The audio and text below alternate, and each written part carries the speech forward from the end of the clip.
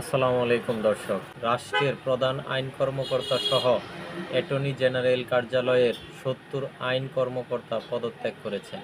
সোমবার বিকাল ৪টায় attorney general কার্যালয় সূত্রে এ তথ্য জানা যায় কার্যালয়ে ২১৫ আইন কর্মকর্তা রয়েছেন। এর মধ্যে ডেপুটি অ্যাটর্নি জেনারেল ও সহকারী অ্যাটর্নি জেনারেলদের মধ্যে থেকে এখন পর্যন্ত ৭০ জন পদত্যাগ করেছেন।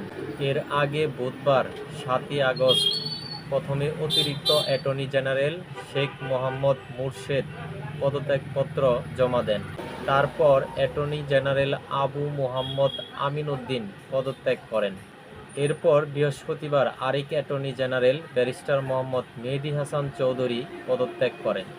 ওই দিন সকালে অতিরিক্ত অ্যাটর্নি জেনারেল এস এম মুনির পদত্যাগ করেন। তারা সবাই অ্যাটর্নি জেনারেল অফিসে এই পদত্যাগপত্র